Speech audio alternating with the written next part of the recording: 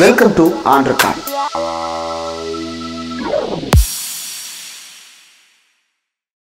Welcome to ஆண்ட்ரகான். இன்றைக்கு நம்மோடு நேர்காணலுக்காக சிறப்பு விருந்தினராக பத்திரிகையாளர் அண்ணன் செந்தில்வேல் அவர்கள் இணைந்திருக்கிறார். அவரோட பேசலாம். அண்ணா வணக்கம். வணக்கம். ராகுல் காந்தி கடந்த 5ஆம் தேதி அன்றைக்கே முக்கியமான ஒரு தகவலை நான் வெளியிட போகிறேன், இந்திய தேர்தல் ஆணையம் அதிர போகிறது அப்படின்னு சொல்லிட்டு அவர் அறிவித்திருந்தார். ஆனா அன்றைக்கு வேறு ஒரு வழக்கு அவர் மீதான வழக்கு விசாரணைக்கு எடுத்து கொண்டு வரப்பட்டது. அப்போதே பலத்த சர்ச்சைகள் எழும்பியது. அவர் வெளியிடுவதாக சொன்ன தேதியில் ஒரு வழக்கு விசாரணைக்கு வருவதுன்றது. இன்றைக்கு அவர் அந்த தகவலை வெளியிட்டிருக்கிறார். மகாராஷ்டிரா மாநிலத்தில் நடந்த அந்த வாக்குப்பதிவில் நடைபெற்ற முறைகேடுகள் குறித்து அவர் அம்பலப்படுத்தி பேச தொடங்கி இருக்கிறார். பல்வேறு அதிர வைக்கக்கூடிய விஷயங்கள், ஒரு பீர் ஃபேக்டரியில 63 பேர் குடியிருக்கிறாங்க, 40,000 பேரை காணோம், பல விஷயங்கள் பெரும்பாலும் ஹிந்தியில் இருந்தது. நீங்க அதை பார்த்து பதிவும் போட்டிருந்தீங்க. என்ன விளக்கி இருக்கிறார் ராகுல் காந்தி?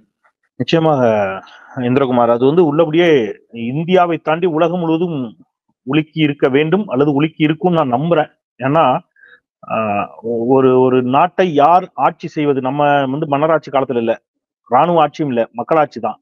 எனக்கு என் ஆட்சி பிடிக்கல அப்படின்னா மாற்றுவதற்காக அவனுக்கு இருக்கக்கூடிய கடைசி வாய்ப்பு, அவனுக்கு இருக்கக்கூடிய ஒரே உரிமை அப்படிங்கிறது அந்த வாக்கு தான், இந்த ஓட்டு.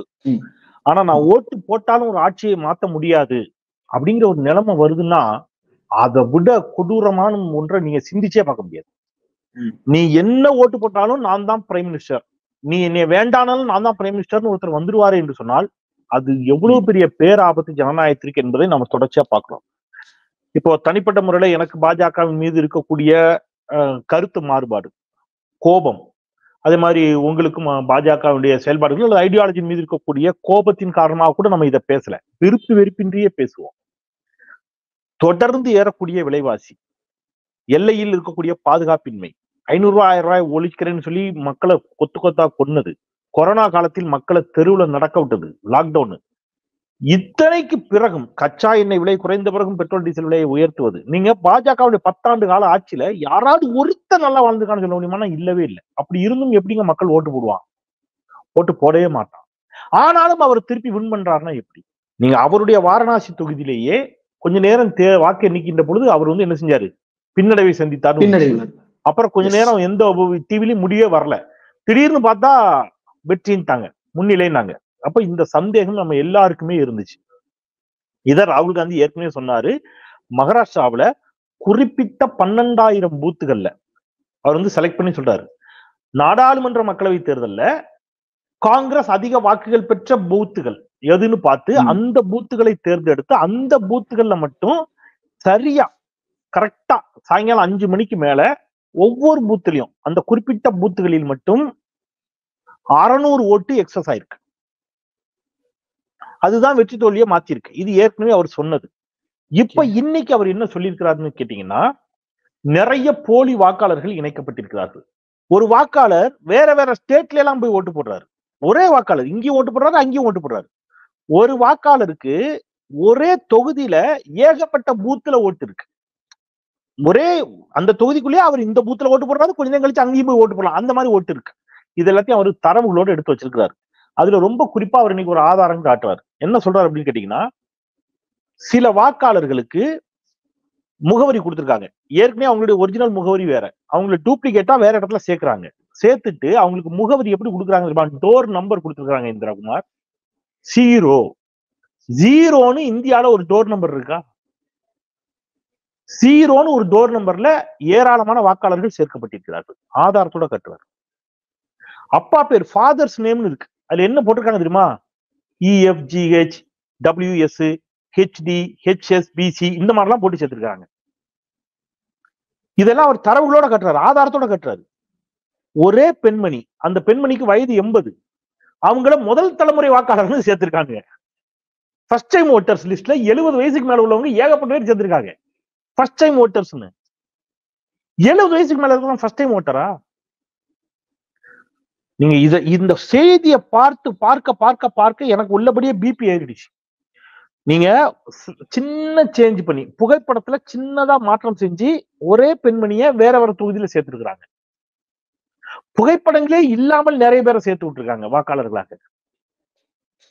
இது எல்லாத்தையும் அவர் சும்மா பேசல, அனைத்தையும் ஆதாரங்களோட பேசுறார். எல்லாத்தையும் டெல்லியில நேரலையில பத்திரிகையாளர்களை வைத்து இந்தா இருக்குது, உனக்கு என்ன டவுட்னாலும் என்ன செய், இதுல கேளுன்னு சொல்றாரு. நான் அதுல சில தரவுல மட்டும் உங்களுக்கு சொல்றேன். மகாதேவபுரா தொகுதியில மட்டும் கிட்டத்தட்ட 12,000 போலி வாக்குகள்.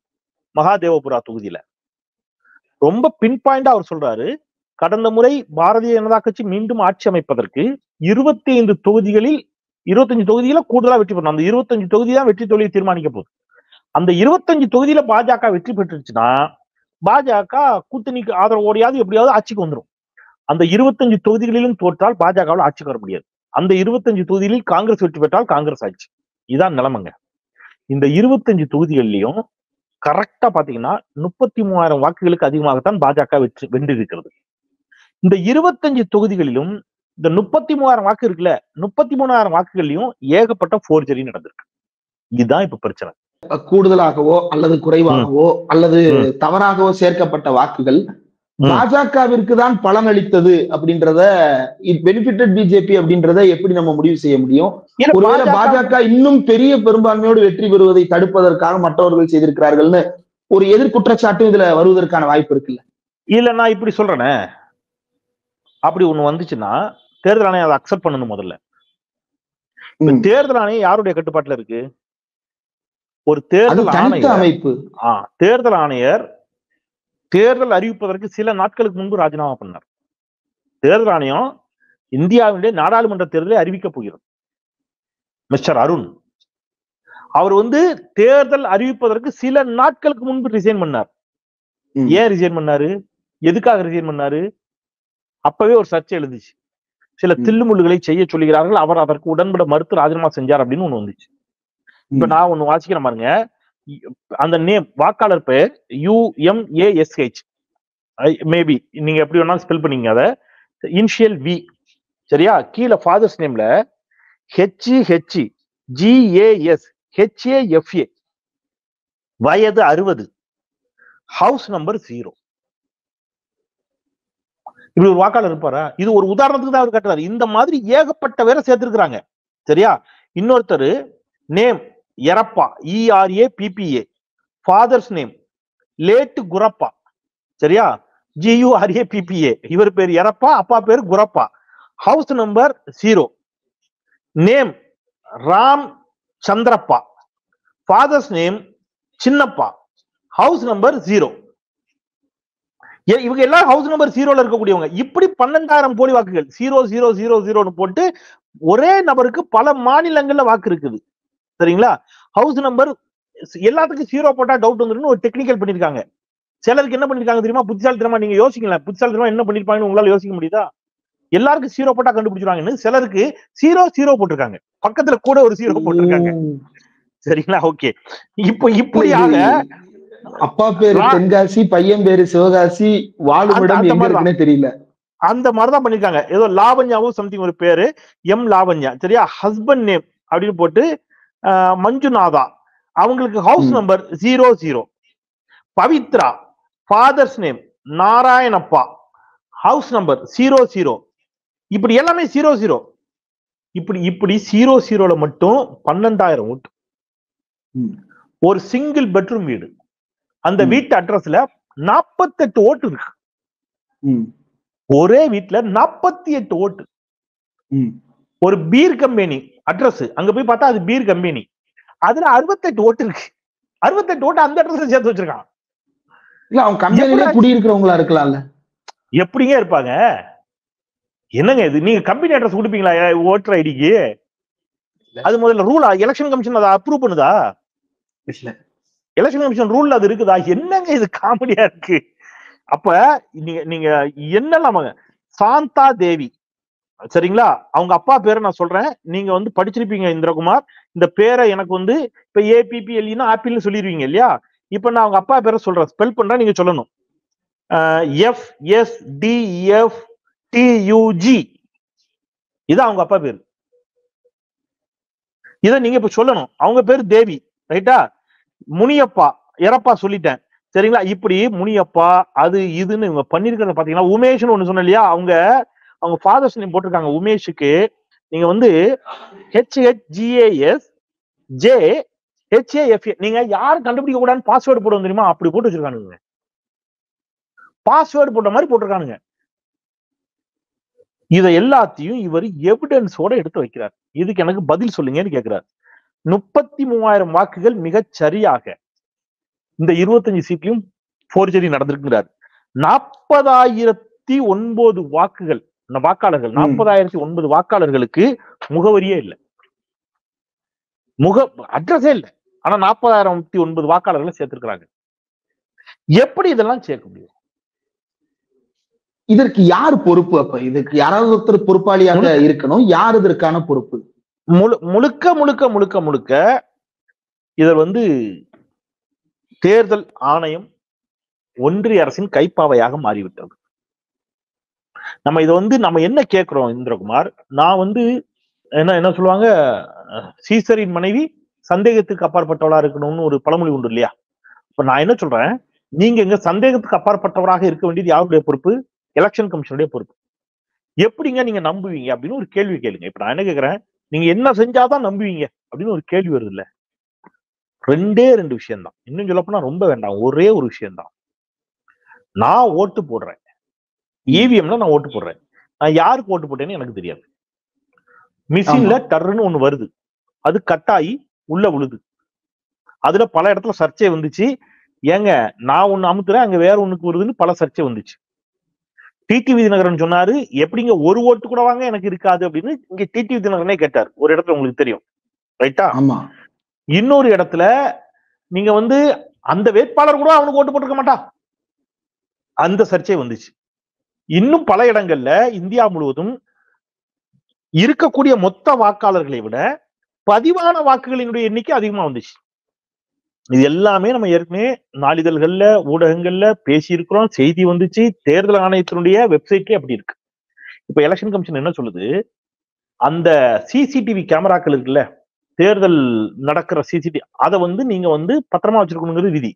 இப்ப என்ன சொல்றான், 45 நாளோ ஏதோ மாத்திட்டாங்கன்னு நினைக்கிறேன் சம்திங். இப்ப அதுக்கு மேல அதை நீங்க என்ன செஞ்சாலும் அழிச்சிடலாம். தேர்தல் ஆணையம் இப்ப நீங்க கோர்ட்டுக்கு போனீங்கன்னா இவ்வளவு விரைவா எப்படி இந்த வழக்கு நடக்கும்? அப்ப நீ வேக வேகமா ஆதாரங்களை அழிக்கிற. இப்ப நம்ம கேட்கறது ஒன்னே ஒண்ணுதான் இந்திரா, அந்த விவிபேட்டை என்ன ஒப்புகை சீட்டுன்னு ஒண்ணு கட்டாயி உள்ள விழுதுல, நான் அமுத்தின பொத்தானையும் விழுந்த ஒப்புகை சீட்டையும் எண்ணி முடிய சொல்லு. முடிஞ்சு போச்சு இல்ல? இது என்ன பெரிய நடந்துற போகுது? வாலண்டியர் சப்போர்ட் என்னீங்கன்னா ஒரு நாள் ஆகுமா, கூட ஒரு நாள் ஆகுமா? அது எப்படி? அதற்கு 2 நாட்கள் ஆகும். 5 கட்டமா தேர்தல் வைக்கிறீங்க. நான் ஓட்டு போட்டுறேன், முதல் கட்டத்திலேயே நான் ஓட்டு போடுறேன்னு வைங்க, மத்த எல்லா மாநிலங்களும் முடிஞ்ச பிறகுதான் எனக்கு அறிவிக்கிறீங்க. அப்ப அதுக்கு வரதுக்கு 3 மாசம் ஆகுது. நான் ஏன் முடிவை தெரிஞ்சுக்கிறதுக்கு 2 மாசம் 3 மாசம் காத்துட்டு இருந்தேன்னா கூட ஒரு நாள் காத்துட்டு இருக்க மாட்டேன்னா? ரொம்ப லாஜிக்கான கேள்வி தானே. 3 மாசமா உட்காந்துருக்கேன், கூட ஒரு நாள் வெயிட் பண்றேன், சொல்லுங்க. அப்ப நீங்க ஏன் விவிபேட்டை என்ன மறுக்கிறீர்கள்? அப்போ நீங்க தில்லு முள்ளு செய்கிறீர்கள், தில்லாலங்கடி வேலை செய்றீங்க. வெளிப்படையா ஒத்துக்குங்க. வளர்ந்த நாடுகள் எதுவும் ஏன் இன்னமும் அமெரிக்கா உள்ளிட்ட வளர்ந்த நாடுகள், ஐரோப்பிய நாடுகள் ஏன் இந்த மிஷினை வைக்கல? அப்போ நீங்க எலக்ட்ரானிக் மிஷின் ஒண்ணு வச்சுட்டீங்கன்னா கண்டிப்பா அதுல என்ன செய்ய முடியும்? இதுவரைக்கும் ஹேக் பண்ணப்பட முடியாத அல்லது மோசடி செய்ய முடியாத இயந்திரம் ஒண்ணு கண்டுபிடிக்கப்பட்டிருக்கா? எப்படி முடியும்? நீங்க எப்படி பார்த்தாலும் அதற்குள்ள நீங்க என்ன செய்ய முடியும்? அததான் கேரளால பண்ணாங்க. கேரளால ஒரு பிரச்சனை ஆச்சு, உங்களுக்கு நினைவு இருக்குன்னு நினைக்கிறேன். அந்த மார்க் போல்னு சொல்லுவாங்க, சோதனை அடிப்படையில ஓட்டு போடுறது. அதுலயே இவர் அழுத்துறது ஒண்ணுக்கு அங்க வந்தது பிஜேபிக்கு வந்துடுச்சு. அப்ப இவங்க பதறிட்டாங்க.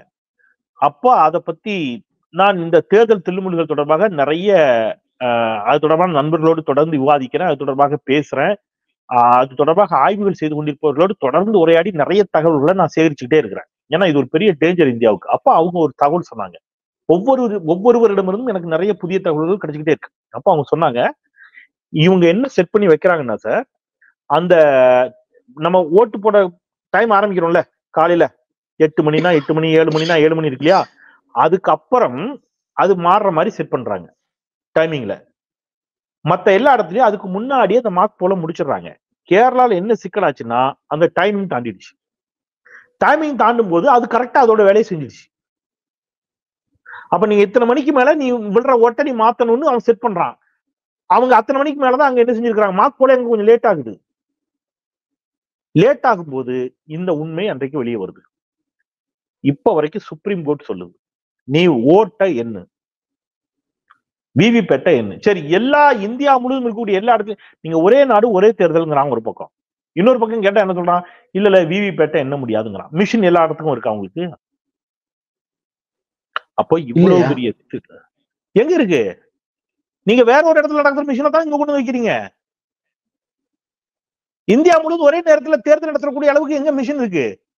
எல்லா இடத்துலயும் இந்தியா முழுக்க தேர்தல் நடத்தக்கூடிய அளவுக்கு நீங்க விவிபேட் எங்க வச்சிருக்கீங்க? விவிபேட் மிஷினுடைய அளவு கூட மிக மிக குறைவாகத்தானே விவிபேட் வச்சிருக்கீங்க. இன்னமும் சோதனை அடிப்படையில் சில இடத்துல வேணா வச்சிருக்கீங்க. அப்போ எல்லா வாக்குச்சாவடிகளிலும் விவிபேட்டை வைக்கணும் ஃபர்ஸ்ட். அப்புறம் கண்டிப்பாக அதை என்ன வேண்டும் இரண்டாவது. சந்தேகம் முடிஞ்சு போச்சு. மோடி ஜெயிச்சா ஜெயிச்சுட்டு போறாரு, எங்களுக்கு என்ன, தலைகீழாகத்தான் குதிப்பேன்னு மக்கள் வாக்களிச்சா ஒண்ணும் பண்ண முடியாதுன்னு சொல்லிட்டு போறோம். இப்ப ஒரு கேள்வி கேட்கறாங்க உடனே, அப்ப தமிழ்நாட்டுல எப்படி ஜெயிக்கிறார் ஸ்டாலின்? கேள்வி கேட்கிறாங்க. நீங்க தமிழ்நாட்டுக்கும் ஆபத்து விரைவில் வர இருக்கிறது எழுதி வச்சுக்கோங்க. தமிழ்நாட்டுல பாஜக வளர்ந்துருச்சுன்னு ஒரு ஒப்பீனியன் ஏற்படுத்துறாங்க இல்லையா, அது எதுக்கு? இந்த இவிஎம் மூலம் எல்லா தில்லுமுள்ளுகளையும் செய்து அதன் பிறகு பாஜக ஏற்கனவே வளர்ந்துருச்சுன்னு நம்ம மைண்ட்ல எல்லாம் ஏற்றி நம்ப வச்சு அதுக்கான வேலையை தெளிவா நகர்த்துறாங்க. ஆனா இப்பவே நடந்துருச்சுன்னா உங்களுக்கு சந்தேகம் வரும். அதுக்கான டைமுக்காக அவங்க காத்திருக்காங்க. கண்டிப்பா அதை செய்வாங்க தமிழ்நாட்டிலும். அதுக்குதான் இப்ப என்ன செஞ்சிருக்காங்க, 10 லட்சம் வாக்காளர்கள் உள்ள வந்திருக்காங்க. பீகார்ல இருந்தெல்லாம் தமிழ்நாட்டுக்குள்ள வந்து உட்கார்ந்துருக்கான் ஓட்டு போடுறதுக்கு. கேட்டா அதுக்கு ஒரு விளக்கம் சொல்லுவாங்க. நீங்க பாருங்க தமிழ்நாடு. இன்னொன்னு 2 விஷயம். இப்ப வரைக்கும் தமிழ்நாட்டுல ஓரளவு இறுக்கி பிடிச்சி கொண்டு வரதுக்கு காரணம், இங்க இருக்கக்கூடிய 2 திராவிட கட்சிகளுமே இந்த வாக்காளர் லிஸ்ட் எல்லாம் கண்ணுல விளக்கெண்ணெய் ஊத்திட்டு சரிபார்க்க போய் கொஞ்சம் தப்பிக்குது. அப்பவும் இங்க இவிஎம் மிஷின்ல நடக்கக்கூடிய தில்லுமுள்ளுகளின் மூலம் இவர்கள் அதை நோக்கி நகர்த்துவதற்கு தயாராகிவிட்டார்கள். தமிழ்நாட்டுல இவங்களுடைய பிளான் வேற. நான் இன்னைக்கு பேரலையில அதை சொல்றேன். என்னைக்காவது ஒரு நாள் நடக்கும்போது இந்திரா நீங்க ஃபீல் பண்ணுவீங்க. அன்றைக்கே செந்திலன் அதை சொன்னாரு பேரலையிலன்னு. நீங்க 3-4 பேஸ்கெட் இருக்கு, 2 பேஸ்கெட் இருக்குன்னு வைங்க. அந்த 2 பேஸ்கெட்ல இந்த பேஸ்கெட்ல ஒரு 20 பந்து கிடக்கு, இந்த பேஸ்கெட்ல ஒரு 20-30 பந்து கிடக்குன்னா இந்த பேஸ்கெட்ல இருக்கிற பந்தை எடுத்து காலியா இருக்கிற ஒரு பேஸ்கெட்ல போட்டா டவுட் வரும் அவனுக்கு.